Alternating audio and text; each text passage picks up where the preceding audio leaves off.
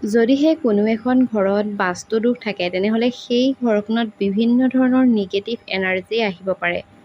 Negative energy হৈছে যেনে একেৰাহে ঘৰৰ সদস্যসকলৰ কাৰোবাৰ নহয় কাৰোবাৰ বেমাৰ হৈ থকা তথা আৰ্থিকভাৱে ক্ষতি হোৱা, আয়তকৈ বেছি ব্যয় হোৱা তথা বিভিন্ন ক্ষেত্ৰত ধন হানিৰ যোগ দেখা পোৱা যায়। ইয়াৰোপৰি কাজিয়া পেচাল তথা পৰিয়ালৰ সদস্যসকলৰ মাজত মনোমালিন্য হৈ থকা নাইবা এইবোৰ বহু ক্ষেত্ৰতে বাস্তুদোষৰ প্ৰভাৱত হোৱাও দেখা পোৱা যায়। অৰ্থাৎ আমি বহু ক্ষেত্ৰতে এনেকুৱাও অনুভৱ কৰোঁ যে কেতিয়াবা বহুত বেছি আয় কৰাৰ পাছতো ব্যয় বহুত বেছি হয়, অৰ্থাৎ খৰচ বৃদ্ধি পোৱা, আৰু লগতে বহুতে পইচা ৰাখিব বিচাৰে কিন্তু পইচা ৰাখিব নোৱাৰে, অৰ্থাৎ বেমাৰ আজাৰ খুব সঘনাই হৈ থকা ইত্যাদি। বাস্তুদোষৰ ফলত বিশেষকৈ কেৰিয়াৰৰ ক্ষেত্ৰতো বাধা জন্মা দেখা পোৱা যায়। অৰ্থাৎ এই সকলোখিনি যিবোৰ আমাৰ ঘৰত নিগেটিভ এনাৰ্জিৰ ফলত হৈ থাকে বুলি বিশ্বাস কৰা যায় আৰু এই সকলোবোৰ বাস্তুদোষৰ কাৰণেই হয় বুলি বিশ্বাস কৰা যায়। গতিকে আজিৰ এই ভিডিঅ'টিৰ জৰিয়তে বাস্তুদোষৰ বিষয়ে কেইটামান গুৰুত্বপূৰ্ণ কথা আপোনালোকৰ লগত আলোচনা কৰিম। নমস্কাৰ, আস্থা ক্ৰিয়েশ্যনৰ নতুন এটা ভিডিঅ'ৰ মাজলৈ আপোনালোক সকলোকে পোনপ্ৰথমে স্বাগতম জনাইছোঁ। আজিৰ এই ভিডিঅ'টিৰ জৰিয়তে বাস্তুদোষৰ লগতে আপোনালোকে বাস্তুদোষৰ প্ৰতিকাৰসমূহৰ বিষয়েও চমুকৈ আলোচনা কৰিম, গতিকে ভিডিঅ'টি স্কিপ নকৰাকৈ শেষলৈকে চাই থাকিব। ভিডিঅ'টিৰ আৰম্ভণিতে কৈ দিওঁ, নিতৌ এনেধৰণৰ নতুন নতুন আপডেটসমূহ সকলোতকৈ আগত পাই থাকিবৰ কাৰণে আমাৰ চেনেলটি যদিহে এতিয়াও ছাবস্ক্ৰাইব কৰি ৰখা নাই তেনেহ'লে প্লিজ চেনেলটি ছাবস্ক্ৰাইব কৰি কাষতে থকা বেল আইকনটো প্ৰেছ কৰি ল'ব। তেনেহ'লে অকণমানো সময় পলম নকৰি বলক আজিৰ ভিডিঅ'টিৰ মাজভাগলৈ আগবাঢ়োঁ। ঘৰত বাস্তুদোষ যদিহে সঠিক দিশত থাকে তেনেহ'লে নিগেটিভ এনাৰ্জিৰ ওলোটাটোহে হোৱা দেখা পোৱা যায়। যেনেকৈ ৰোগ ব্যাধি কমি যায় তথা টকা পইচাৰ অভাৱ নোহোৱা হৈ পৰে, পৰিয়াল সকলোৰে মাজত মিলা প্ৰীতি থাকে ইত্যাদি। বাস্তুদোষৰ প্ৰতিকাৰ হিচাপে আপোনালোকে ঘৰৰ পৰা যদিহে বাস্তুদোষ আঁতৰাব বিচাৰিছে তেনেহ'লে বাস্তুৰ বিশেষজ্ঞৰ পৰামৰ্শ গ্ৰহণ কৰিব লাগিব। কাৰণ প্ৰত্যেকটো বাস্তুদোষৰ প্ৰতিকাৰ বেলেগ বেলেগ ধৰণৰ হয়। ইয়াৰ উপৰি আপুনি যদিহে আপোনাৰ ঘৰত বাস্তুদোষ নিজেই পৰীক্ষা কৰিব বিচাৰিছে তেনেহ'লে প্ৰথমে আপুনি মন কৰিব যে আপোনাৰ ঘৰৰ উত্তৰ পূব কোণটো চফা হৈ আছেনে নাই। বাস্তুদোষৰ মেইন কাৰণটো অৰ্থাৎ বাস্তুদোষৰ খুব বেছি গুৰুত্বপূৰ্ণ দিশটোৱে হৈছে উত্তৰ পূব কোণটো, আৰু কোনোবা ডাষ্টবিন নাইবা সেই উত্তৰ পূব দিশত পৰি আছে নেকি সেইটো আপুনি লক্ষ্য ৰাখিব। ঘৰৰ সদায় উত্তৰ পূব কোণটো চাফা কৰি ৰাখিব লাগে তথা বন্ধ কৰি কেতিয়াও ৰাখিব নালাগে। উত্তৰ পূবত গধুৰ যান বাহন ৰাখিব নালাগে তথা উত্তৰ পূব দিশে পানী ৰখাটো ভাল। ইয়াৰ উপৰি পাকঘৰ সদায় অগ্নিকোণৰ বাহিৰে যদিহে অন্য দিশ যেনে উত্তৰ পূব দিশে হয় তেতিয়া সেই ঘৰটো বাস্তুদোষ থকা দেখা যায়, যাৰ ফলস্বৰূপে ৰোগ ব্যাধি বৃদ্ধি পায় তথা আৰ্থিক অনাটন হোৱাও দেখা পোৱা যায়। বাস্তুদোষৰ প্ৰতিকাৰ প্ৰত্যেকখন ঘৰৰ বাবে বেলেগ বেলেগ ধৰণৰ হয়, সেয়েহে পাৰিলে বাস্তুৰ বিশেষজ্ঞৰ পৰামৰ্শ লোৱাটো খুব বেছি জৰুৰী। নতুন এটা মাহ তথা নতুন এটা বছৰ আমাৰ কাৰণে আহে নতুন আশা আৰু বহু প্ৰত্যাশাৰ মাজেৰে। সকলোৱে বিচাৰে যে আমাৰ নতুন বছৰটো নাইবা নতুন মাহটো যাতে সেই ব্যক্তিজনৰ জীৱনত কিছুমান ভাল পৰিৱৰ্তন হয় তথা একো সমস্যাত যাতে পৰিব নালাগে। আৰু তেনেকৈ আমাৰ নতুন এটা মাহ আহি আছে যিহেতু আগষ্ট মাহ, গতিকে ইয়াৰ বাবে আপোনালোকে বহু ধৰণৰ ব্যৱস্থা গ্ৰহণ কৰিব নালাগে। অৰ্থাৎ বহুতে বহু ধৰণৰ ব্যৱস্থা গ্ৰহণ কৰি থয় নাইবা বহুতে বহু ধৰণৰ ব্যৱস্থাৰ কথা ভাবি থয় যে নতুন মাহটোত এইটো কৰিম। বাস্তুশাস্ত্ৰত এনে বহুতো টিপছ আছে যিবোৰ নতুন বছৰৰ লগতে নাইবা নতুন মাহটোতো আপুনি প্ৰথম সপ্তাহত কৰিবলৈ চেষ্টা কৰিব, আৰু যদিহে এনেকৈ কৰে তেনেহ'লে আপুনি নিশ্চয়কৈ জীৱনত ভাল ফল পাব। ইতিবাচক চিন্তা আৰু ঘৰলৈ ধন আকৰ্ষণ কৰাত বাস্তুশাস্ত্ৰই গুৰুত্বপূৰ্ণ ভূমিকা পালন কৰে তথা সোনকালে ধন সম্পত্তি লাভৰ বাবে বাস্তুৰ প্ৰতিকাৰৰ বিষয়ে কোৱা হৈছে, যিয়ে নেতিবাচকতা আঁতৰাই ধন আকৰ্ষণ কৰাত সহায়ক হয় বুলি প্ৰমাণিত হ'ব পাৰে। ইয়াৰ কাৰণে প্ৰথমতে আপোনালোকে চাব লাগিব আপোনালোকৰ ঘৰৰ মূল দুৱাৰখন।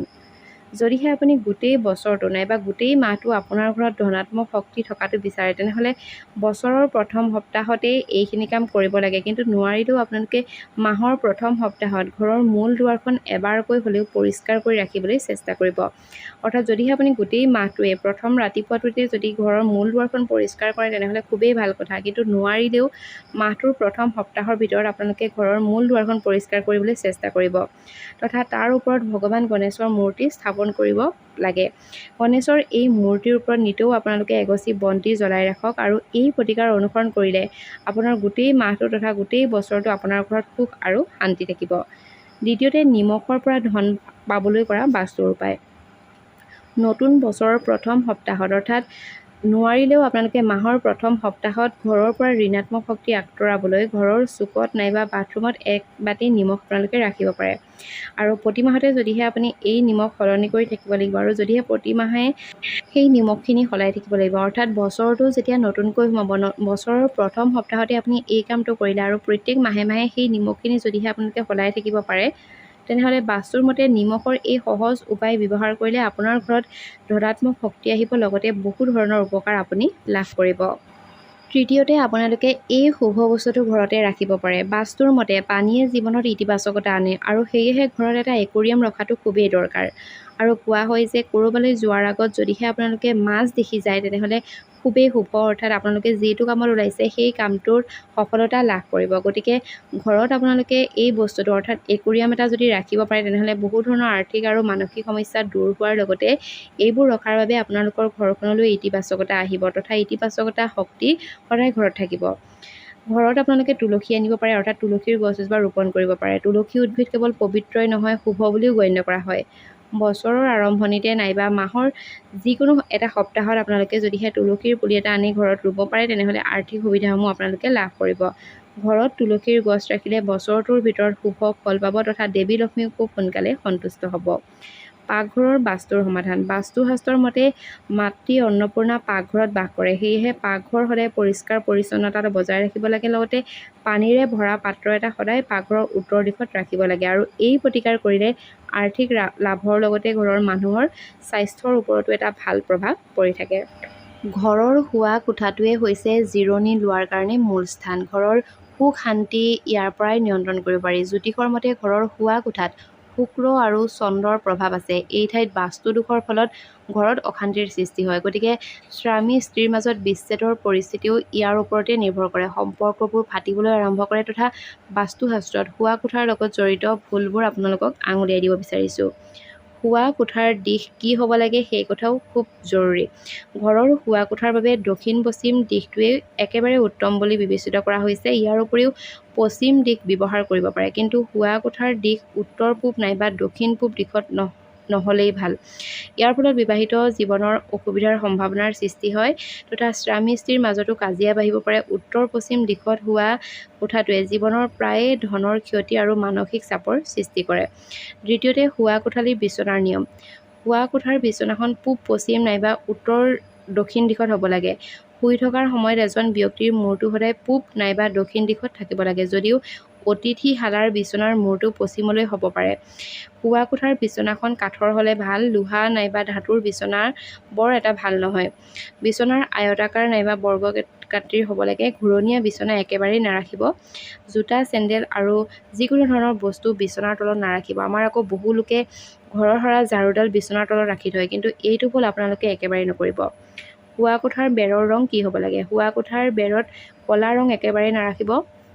গোলাপী, ক্ৰীম, পাতল সেউজীয়া ৰং সৰ্বোত্তম বুলি গণ্য কৰা হয়। বিচনাৰ সন্মুখত কোনো ধৰণৰ আইনা নাৰাখিব, অৰ্থাৎ বিচনাৰ লগতে বহুতে সংলগ্ন আইনা ৰাখে। যদিহে আপোনাৰো তেনেকুৱা আইনা আছে তেনেহ'লে নিশ্চয়কৈ সেই আইনাখন আপুনি শোৱাৰ সময়ত কাপোৰ এখনেৰে ঢাকি ল'ব। বিচনাৰ সন্মুখত কোনো ধৰণৰ আইনা নাৰাখিব। আনকি শোৱা কোঠাত টিভি নাইবা ইলেক্ট্ৰনিক সামগ্ৰীও নাৰাখিব পাৰিলে ভাল। জাবৰৰ পাত্ৰ, মন্দিৰ আৰু পূৰ্বপুৰুষৰ ছবিও শোৱা কোঠাত একেবাৰেই নাৰাখিব। শোৱা কোঠাত লঘু সুগন্ধি ব্যৱহাৰ কৰাটো উপকাৰী। শোৱা কোঠা নিমখেৰে আপোনালোকে নিশ্চয় মুচিব পাৰে। শোৱা কোঠাৰ বাস্তুদোষৰ প্ৰতিকাৰ। যদিহে আপুনি শোৱা কোঠাৰ দিশ উত্তৰ পূব নাইবা দক্ষিণ পূব হয় তেনেহ'লে ইয়াত সাগৰীয় নিমখ নাইবা কৰ্পূৰৰ স্ফটিকৰ বাতি এটাত ৰাখিব পাৰে। শোৱনি কোঠাৰ বেৰত উত্তৰ পূব দিশলৈ বগা নাইবা হালধীয়া ৰঙেৰে ৰং কৰক। ইয়াত লেভেণ্ডাৰৰ গোন্ধে অৰ্থনৈতিক দিশত সুবিধা কঢ়িয়াই আনে আৰু বৈবাহিক জীৱন সুখী কৰি তোলে। শোৱনি কোঠাৰ উত্তৰ পশ্চিম কোণত চন্দ্ৰ যন্ত্ৰও আপোনালোকে ৰাখিব পাৰে আৰু ই আপোনাৰ যদিহে বাস্তুদোষ আছে তেনেহ'লে সেই বাস্তুদোষ আঁতৰাই আনিব। পৃথিৱীত বাস কৰা প্ৰত্যেকজন মানুহেই ধনী হ'ব বিচাৰে, কিন্তু বহু সময়ত বহুত চেষ্টা কৰিও কিছুমান ব্যক্তিয়ে আকাংক্ষিত ধন লাভ কৰিবলৈ সক্ষম নহয়।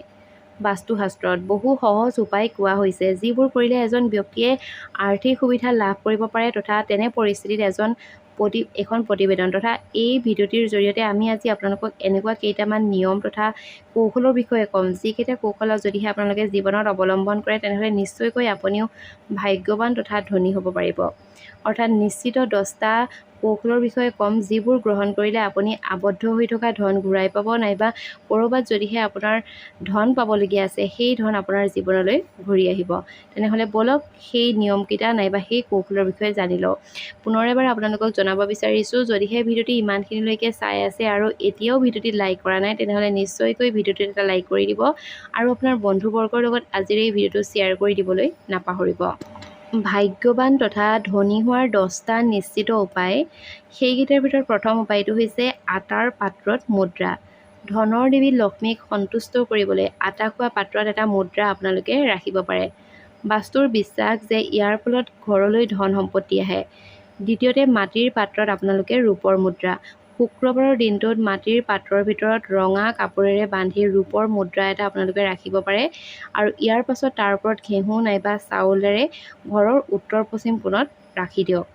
তৃতীয়তে, নাৰিকল অৰ্পণ কৰক। বাস্তুৰ মতে সোনকালে ধনী হ'বলৈ শুক্ৰবাৰৰ দিনটোত মা লক্ষ্মীৰ মন্দিৰত নাৰিকল অৰ্পণ কৰিব পাৰে। একেৰাহে 21টা শুক্ৰবাৰ যদিহে আপুনি এই কামটো কৰিব পাৰে, তেনেহ'লে নিশ্চয়কৈ আপোনালোকে জীৱনত সফলতা পাব নাইবা কিবা নহয় কিবা ভাল এটা সংকেত পাবই। চতুৰ্থতে, পাৰ্চত আপোনালোকে লং ৰাখিব পাৰে। বাস্তুশাস্ত্ৰৰ মতে পাৰ্চত যদিহে সদায় 2টা লং ৰাখে, তেনেহ'লে বিশ্বাস কৰা হয় যে পাৰ্চত লং ৰাখিলে কেতিয়াও ধনৰ অভাৱ নহয় আৰু মা লক্ষ্মী খুব সোনকালেই সন্তুষ্ট হয়। হনুমান চালিচা পাঠ কৰা তথা ভাগ্যৱান হ'বলৈ নিতৌ যদিহে আপোনালোকে হনুমান চালিচা পাঠ কৰিব পাৰে, কোৱা হয় যে নিতৌ হনুমান চালিচাৰ পাঠ কৰিলে তথা হনুমানৰ আশীৰ্বাদ আপোনাৰ ওপৰত থাকিব আৰু আপুনি ধন সম্পত্তি খুব সোনকালে লাভ কৰিব। নিমখত আপোনালোকে লং ৰাখিব পাৰে। যদিহে আপুনি ধনী হ'ব বিচাৰি আছে, তেনেহ'লে নিমখ আৰু লং একেলগে এটা কাঁচৰ বটলত ৰাখিব পাৰে। বাস্তুৰ মতে এনে কৰিলে ধনৰ প্ৰৱাহ ঘৰলৈ আৰম্ভ হয়।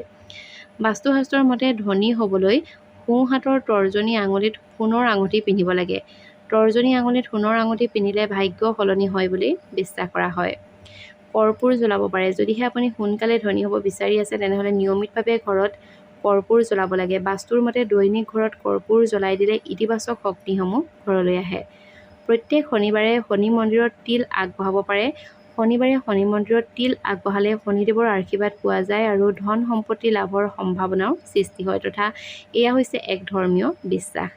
যদিহে আপুনি ভাগ্যৱান হ'ব বিচাৰে, তেনেহ'লে দুয়ো ভৰিৰ 2টা আঙুলিত ৰূপৰ আঙুঠি পিন্ধিব পাৰে। বাস্তুশাস্ত্ৰৰ মতে ভৰিৰ আঙুলিত ৰূপৰ আঙুঠি পিন্ধিলে ভাগ্যৰ উন্নতি হয়।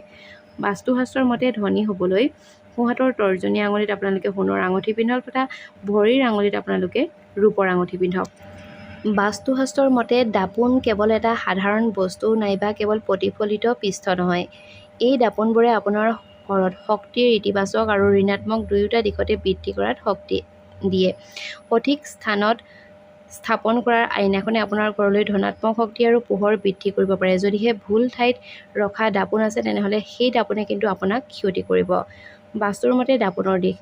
দাপোনে ইতিবাচক শক্তিক আকৰ্ষণ কৰে, আনহাতে সঠিকভাৱে স্থাপন কৰা দাপোনবোৰে এক সামঞ্জস্যপূৰ্ণ পৰিৱেশৰ সৃষ্টি কৰে। দাপোনখন পোহৰৰ দিশত অৰ্থাৎ ঘৰৰ পূব নাইবা উত্তৰ বেৰত আপোনালোকে দাপোনখন ৰাখিব পাৰে, কাৰণ এই দিশবোৰ ধনাত্মক শক্তি আৰু পোহৰৰ সৈতে জড়িত।